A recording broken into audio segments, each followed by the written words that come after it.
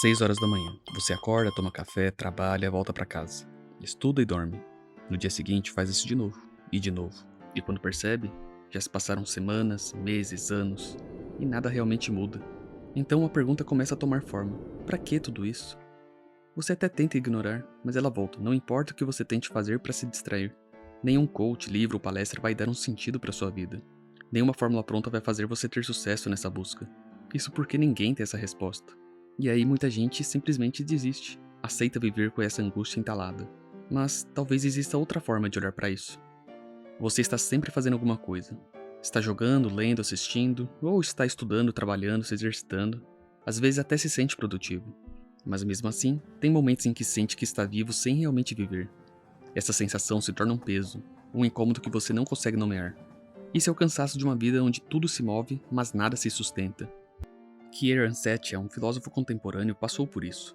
Mesmo tendo tudo o que queria, estabilidade, carreira, reconhecimento, um dia ele percebeu que estava vazio. Não porque faltava alguma coisa, mas porque ele estava vivendo somente de metas. O problema não era a falta de sentido, era o modo como vivemos o tempo, sempre olhando para o próximo objetivo, para o depois. Ele chamou isso de vida atélica. É quando tudo o que você faz é só um meio para algo mais. Você trabalha para pagar alguma coisa, estuda para passar em uma prova, corre para chegar em algum lugar. O problema é que quando só se vive de atividades télicas, você está sempre esperando algo terminar. E quando termina, já está à espera do fim de outra coisa. A alternativa, segundo Setia, são as atividades atélicas. Coisas que você faz porque já valem pelo ato em si. Caminhar, ouvir, conversar, pensar. Coisas que não têm fim, porque não precisam ter. Ele propõe reaprender a viver dentro das coisas. Deixar de ser alguém que corre para terminar, para ser alguém que consegue habitar o agora. Talvez o problema não seja saber o que fazer com a vida, mas nunca estar presente no que já está fazendo. Estar presente é um começo, mas não resolve tudo. Você pode estar no momento, respirando fundo, consciente do agora, e ainda assim se perguntar: o que eu estou fazendo aqui? A filósofa Susan Wolff se dedicou a responder essa pergunta. Segundo ela, uma vida significativa acontece quando há um encontro entre amor e valor. Quando você se dedica a algo que você ama e que também é digno de amor. Não é só fazer o que gosta, e nem só fazer o que é certo. É quando algo te atrai e tem valor real fora de você. Quando o seu envolvimento encontra um eco no mundo. Você pode amar colecionar clipes de papel, mas se isso for só seu, fechado, isolado, talvez não seja o bastante para sustentar sentido. Você pode até trabalhar por algo importante, mas se isso for só obrigação e você não estiver nem tentando se envolver com aquilo, o vazio vai continuar. Sentido não é só prazer e nem só dever. É uma experiência que você encontra quando se entrega a algo que vale e que de algum modo também te transforma. Amar o que é digno de amor, essa é a bússola.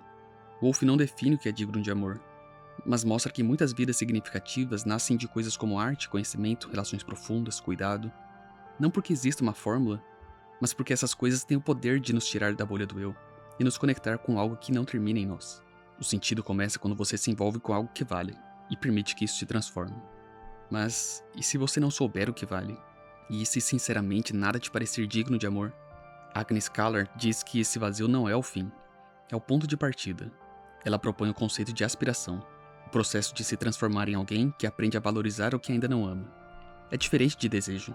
Desejo você já tem, aspiração é começar sem certeza, mas com a intuição de que algo ali merece sua aproximação. É estar entre dois estados, entre o não amar e o querer vir a amar. E habitar o desconforto de ser alguém que está tentando se tornar outra coisa, sem garantias de que vai conseguir. Você não finge que já valoriza, mas também não desiste. Você caminha em direção ao valor antes que ele faça sentido. Callard mostra que é assim que aprendemos a amar o que é bom. Não por súbita revelação, mas por exposição contínua, por frustração, por curiosidade. É assim que alguém se torna um amante da filosofia, de música clássica, de ciência, de cuidado, não por um chamado místico, mas porque um dia decidiu que aquilo merecia ser investigado. Aspiração é o tipo de busca que define a experiência humana. Nós não nascemos prontos. Ninguém nasce sabendo o que vale a pena. Essa é a resposta de Callard ao vazio. Você não precisa sentir agora, mas precisa reconhecer que algo pode ser sentido e aceitar o risco de se aproximar disso.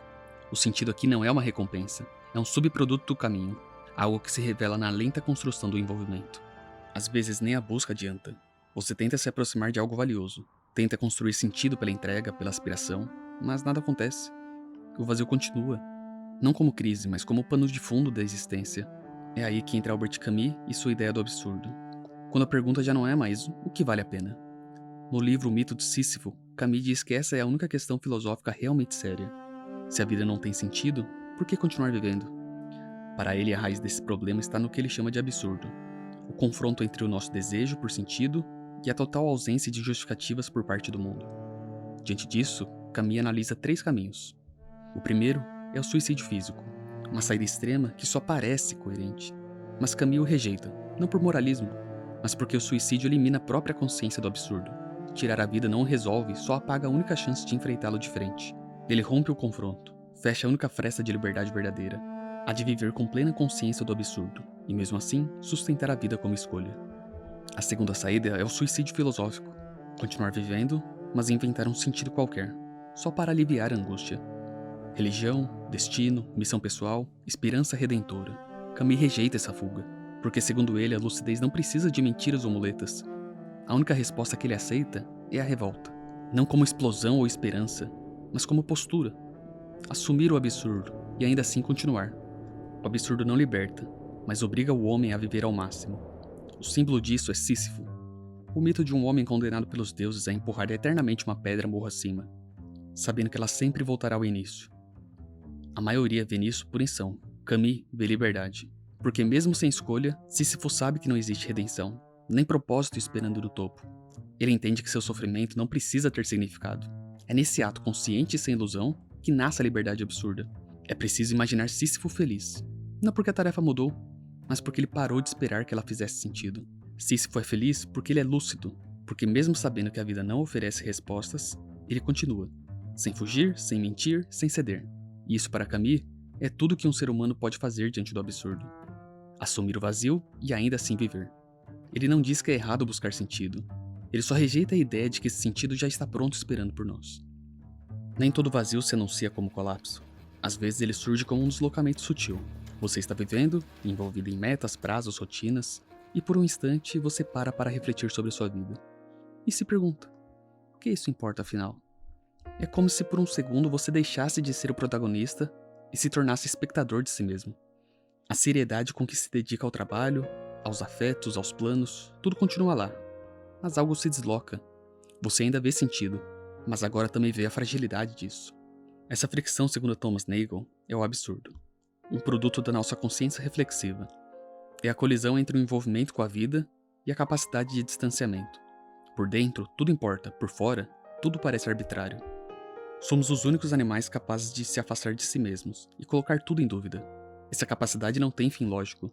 Mesmo se a vida fosse eterna, mesmo se um Deus nos desse um propósito claro, ainda assim, poderíamos perguntar, mas por que isso importa? Sempre é possível dar um passo atrás, mais uma pergunta. O absurdo não vem da falta de respostas, mas do fato de que nenhuma resposta pode encerrar as perguntas. E quando paramos de perguntar, não é por termos achado o sentido. É só porque, em algum ponto, deixamos de exigir uma resposta. O absurdo para Nagel não nasce na falha, mas na própria lucidez. Mesmo quem tem tudo pode ser invadido por essa percepção, a de que tudo poderia ser diferente. E talvez não haja um motivo absoluto para ser como é. Diante disso, Nagel propõe uma saída mais leve.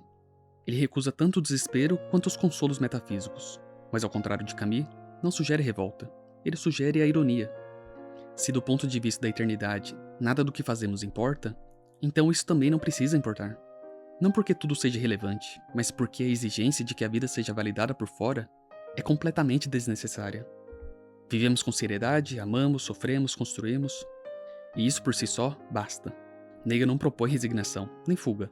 O que ele oferece é sobriedade. Mesmo sabendo que tudo é questionável, ele continua, com menos peso e um pouco mais de humildade. O problema nunca foi a ausência de sentido, foi a obsessão por encontrá-lo onde ele não está. Ainda bem que ele não existe por aí pronto para ser entregue. Ainda bem que não tem nenhuma fórmula que faça ele brotar. Se o sentido da vida fosse algo já determinado, o que nos diferenciaria dos animais? O sentido da vida é construído e estabelecido quando olhamos para o presente e prestamos atenção ao que estamos fazendo, quando nos envolvemos com algo que nos transforma, ou quando aprendemos a amar o que é bom. A vida não tem propósito, mas isso não nos impede de vivê-la com intensidade e verdade, e nem de aproveitarmos da nossa liberdade vinda da lucidez que isso traz. A pergunta sempre esteve errada. Não podemos encontrar o que não está aí para ser achado, porque o sentido é vivido, criado, desmontado e reconstruído, dentro da própria experiência de existir. E talvez seja justamente isso que faz a vida valer a pena.